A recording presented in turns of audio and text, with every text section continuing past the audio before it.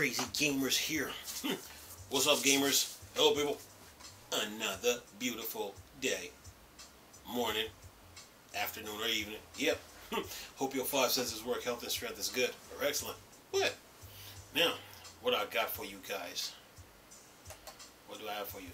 You gamers and your games. Yeah, this Activision court case is kind of funny, you know. Let's see, which one do I have here? Okay. FTC response. Okay. Let's see here. What's the other one? I got two articles here. Both of them from Tweaktown again. Let's see here.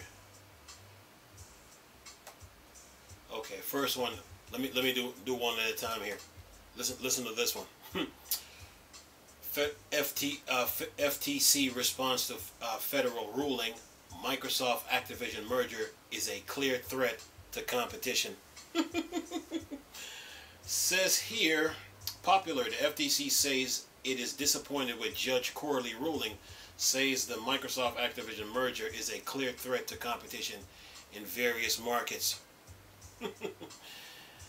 Anyway, it says here, an FTC spokesperson gives a statement on a recent federal decision that effectively greenlit the Microsoft Activision merger in the U.S.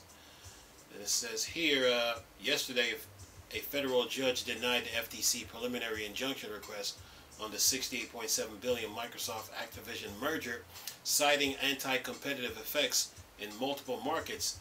The FTC sought the injunction to prohibit the two gaming firms from combining until after its Phase 3 administrative proceeding had concluded.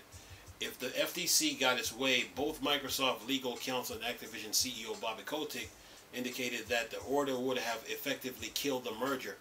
The FTC administrative case would last multiple years, and it was likely that Microsoft and Activision would walk away from the deal.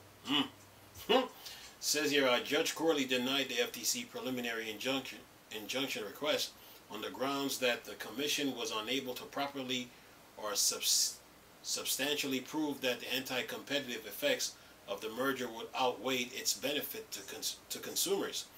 Absent the merger, Activision would not have immediately brought its game to Xbox Game Pass or the cloud.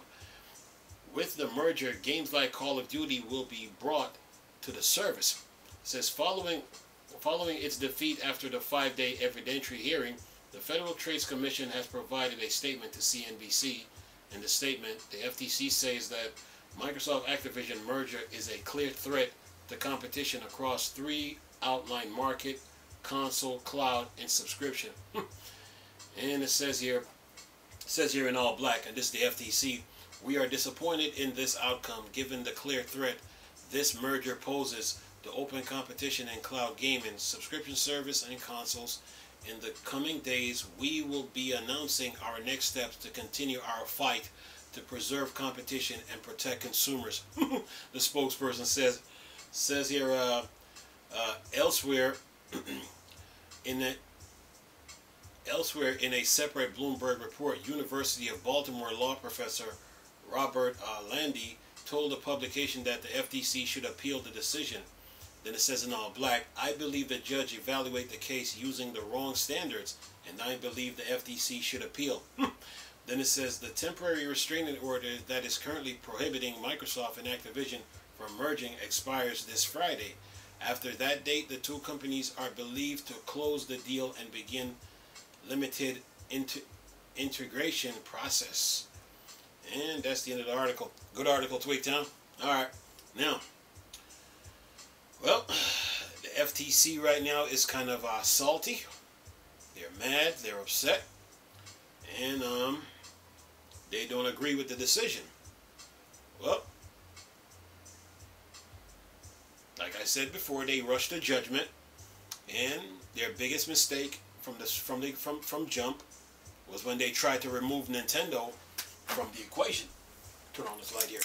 They tried to remove Nintendo from the equation and make this about a high-performance console market.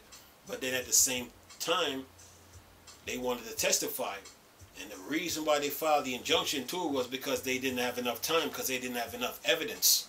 Okay, so the judge, you know, put them to the test to see if they really know what they're talking about, and the FTC was more concerned about the 68.7. They were more concerned about Call of Duty than any other Activision published games like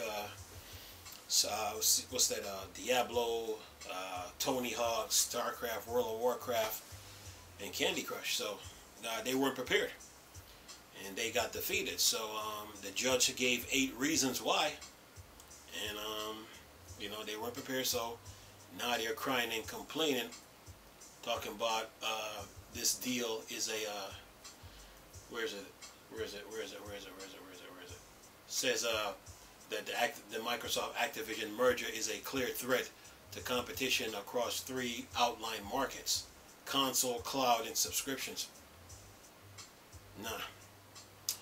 Basically, the FTC never had a case in the first place. They weren't prepared. They weren't prepared for this. And you know, I mean, even Jim Ryan, he tried to speak for other developers, like, you know, like, talking about other developers, don't like Game Pass, something of that sort. They're just salty right now. I mean, they can try to file an appeal and all, but the judge's decision, you know, is final, especially when you're in the 9th District Court of Appeals. Yeah, you know, and then after that is the the Supreme Court, you know. So the what's this? Baltimore. Well, let me see if I can pick this up. Where is it? A University of Baltimore law professor. He's a law professor, and you're going to say, I believe the judge evaluating the case using the wrong standards.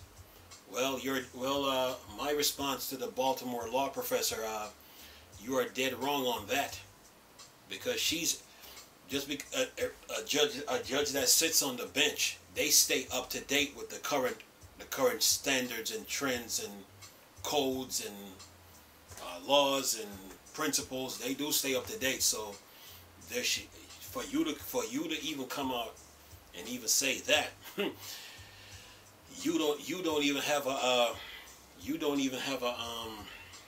what's that an argument, so to speak. You know, they're just salty right now. That's all this is. The FTC and this Baltimore law professor. You know, because the judge, they don't. Once a judge gets selected for the for that position to be a judge, they stay up to date on the with the latest rules and principles. They stay up to date. They sure, they got a strong background. They got a strong educational background based on the schools they went to. But once they hit that seat, that judge seat, they got people that work for them within the courts that keep them up to date with the latest rules and stuff, and they have to read through it, and yeah, they stay up to code, man. So this judge, you know, put the FTC to the test, and they failed big time. That's, you know, they were, like I said before, they were never prepared for this, and their biggest mistake in this is when they tried to make this about a high performance console market, right? And they were so focused on the $70 billion deal that Phil Spencer even had to correct them in court. You know, I mean, you're an attorney and you're supposed to be on your P's and your Q's, and to get corrected in court, especially by Phil Spencer, yeah, they weren't prepared for this. You know, and right now they're just crying right now like a baby without a pacifier. Right now they're just crying. They were never prepared for this whole they filed the suit, and if you file something, that means you're prepared to go. You're prepared. You got all your ducks in order. They weren't prepared, so that's why they lost this. You know, and the judge gave 8 reasons why. You know, 8 solid, concrete reasons why.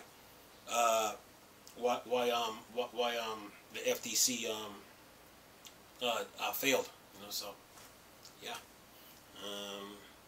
A Baltimore law professor. I mean, you're a professor. She's a judge, so she stays up to date with the latest.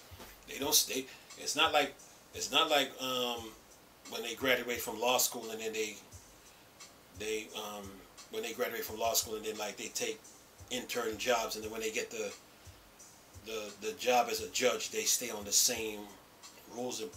They stand on their principles, but they're constantly informed with the latest rules and changes within the world, man. So yeah, these judges are up to date, So yeah, and they know their stuff. So yeah, the FTC, they just wasn't prepared for this. They were so I've seen YouTubers try to use the old when Microsoft was putting Windows on all the computers, like I think it was 95, 98. They were trying to use that argument, but that argument is old and it's dead. It's not like this one. You got to come up with something better, So they just wasn't prepared for this. Bottom line, the FTC wasn't prepared for this. And when you try to remove Nintendo, after what Nintendo did for the gaming industry, you better have a strong argument within the courts. You best be ready. And they weren't. So yeah, they're just crying right now. They're just crying. Anyway, I'm gonna leave this video for y'all to enjoy. Nice talking to you people again. Chris, still Star Wars and Star Trek thing, or Dark Side. Okay. Peace.